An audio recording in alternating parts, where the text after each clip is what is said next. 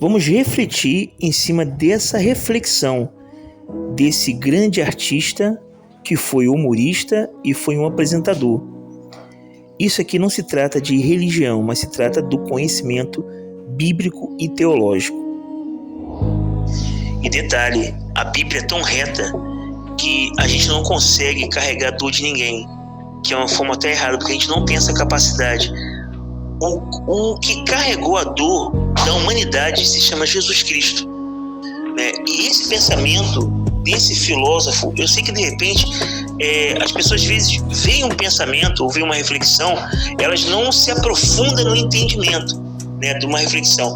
Essa reflexão é uma reflexão altamente de uma pessoa que não conhece a Cristo Jesus, porque a pessoa que conhece a Cristo Jesus, ela vai entender que existe um Deus que ele carregou sobre si todas as nossas iniquidades, todas as nossas pisaduras, todas as nossas dificuldades. Ele carregou na cruz. A gente não pode anular, jamais podemos anular Deus de nada.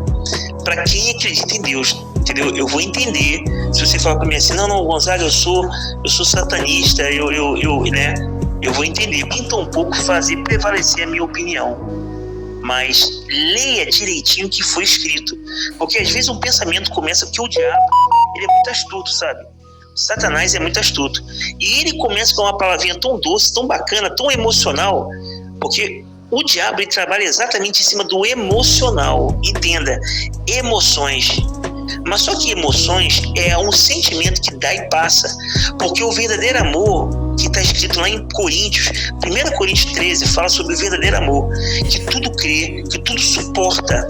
Mas em momento nenhum, o que a Bíblia define de amar alguém é você transferir dores. Porque o amor não é uma questão de transferência igual bancária, né? Eu tô duro, vou transferir tanto X para fulano. Não, o amor não é um sentimento de transferência de sofrimento. O amor é um sentimento que ele resolve. Aonde o amor entra, o amor resolve. Se tem algo morto, o amor revive. Entenda. Por que o amor revive? Porque a Bíblia define Deus como o amor. Então, se eu falo que eu sinto amor por alguém, eu jamais vou querer transferir o sentimento de sofrimento dela, porque o sofrimento, não está Deus ali no sofrimento. Pelo contrário, Deus é o solucionador do sofrimento. Então, às vezes são palavras que as pessoas não entendem. Quando a pessoa fala assim, eu gosto, a felicidade do outro é a nossa felicidade. E fala que a tristeza também não, está errado. A felicidade do outro é a nossa felicidade, é a alegria. Mas a tristeza não pertence ao mundo do amor, entendeu? Porque a tristeza é um sofrimento, a tristeza é uma amargura. E quem produz a amargura é Satanás. Então é a mesma coisa de eu estar anulando Deus, de eu estar falando de uma alegria que o outro tem. A sua alegria é minha alegria. Mas a sua frustração não é minha frustração. A frustração está ligada às escolhas erradas da vida. Entenda? Entendeu? Então eu não posso compactuar, tá entendendo? Porque se deu errado pra você, vai dar errado pra mim também, entendeu? Se algo te causou uma infelicidade, automaticamente, se eu fizer o mesmo caminho, vai me causar também. Então eu não posso falar isso. Eu não posso falar que a sua alegria é minha alegria claro, eu vou estar alegre em ver você alegre. Eu vou estar feliz em ver você feliz. Mas se eu ver você triste, se eu ver você frustrada, se eu ver você decepcionada, isso não tem nada a ver comigo, entendeu? Isso tem a ver com as suas escolhas erradas. E pelo contrário, por amar você, eu vou dar um conselho bom de Deus para sua vida, para tirar você disso. Não eu me enfiar nisso, tá entendendo? É profundo e filosófico e inteligente. É o conhecimento da palavra de Deus. Dentro do conhecimento teológico, fala que a alma detém todos os sentimentos, né? Então, ou seja, o ser humano, ele é tricotômico. Ele é provido de... O que é tricotômico? Tricotômico é corpo, alma e espírito. Então, ou seja, todos nós, todos os seres humanos, né, eles são tricotômicos. Eles têm corpo, eles têm alma e eles têm espírito. Então, vamos entender a função de cada um. O corpo é isso aqui, essa carcaça, né, que quando a pessoa morre, apodrece, volta a virar pó. Ela vira pó, como diz a palavra de Deus lá, que do pó o homem veio, do pó o homem volta. Então, esse é o corpo. A alma, ela detém todos os sentimentos. Então, ou seja, a alma é seu DNA. Quem é você? A alma é a sua consciência, né? E é onde também está todas as suas emoções, de raiva, de amor, de ódio, ali é a alma. E o espírito?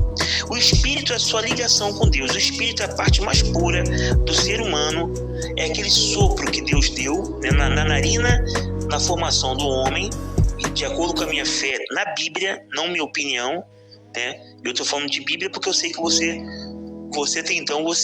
se identifica, né, na palavra. Então, por isso eu estou falando de Bíblia, né? Então, o espírito é o ponto de ligação do homem, porque Deus é tão perfeito. Quer dizer, Deus não é tão perfeito, Deus é a perfeição. Que o homem imperfeito, o homem não consegue ter nenhuma ligação com Deus, por causa do pecado da carne. Então, o espírito, ele serve como um celular que o homem tem. Quando quer falar com Deus, o homem fala através do espírito.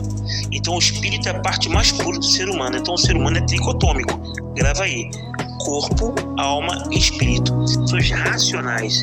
Nós deixamos muitas das vezes a alma. Nós somos chamados seres almáticos. O que são seres almáticos? Seres almáticos são pessoas que usam mais a emoção do que a razão. E quando o ser humano usa mais a emoção, automaticamente o ser humano adquire uma grande decepção. Porque tem pessoas que sofrem por outras. Às vezes tem pais que sofrem com filhos, se decepcionam com filhos. Tem pessoas que se decepcionam com amigos. Tem pessoas que se decepcionam com empresas. Tem pessoas que se decepcionam com o irmão. Por quê? Porque vê pelo lado almático. Nós temos que ser racionais. Não é ser frio, não é deixar de ajudar. Mas, por exemplo, né, eu não estou generalizando um morador de rua. Tem moradores de rua que estão ali, tem toda uma história. De repente são famílias, perdeu seu emprego, né, o cara parou na rua, não teve como pagar o seu aluguel, o cara está necessitado. Por isso que é importante ouvir a história, né? Não simplesmente olhar pelo olho. Olhar pelo olho, né, como a Bíblia fala que os olhos são a janela da alma. Quando a Bíblia fala que os olhos são a janela da alma, é porque através dos olhos, se você não tomar cuidado, você pode ser uma pessoa almática, ou seja, uma pessoa emocional. Então, você não conhece o outro com o olhar sendo almático. Você conhece pelo lado racional. Você parar, ouvir, você perguntar, você pergunta, poxa, como é que você parou aí? O que é que aconteceu? E você entender a história da pessoa, que você vai estar prestando uma... Por quê? Porque quando você ouve a pessoa, quando a pessoa para até para falar a história dela, você vai entender e você vai até ajudar ela a enxergar, né?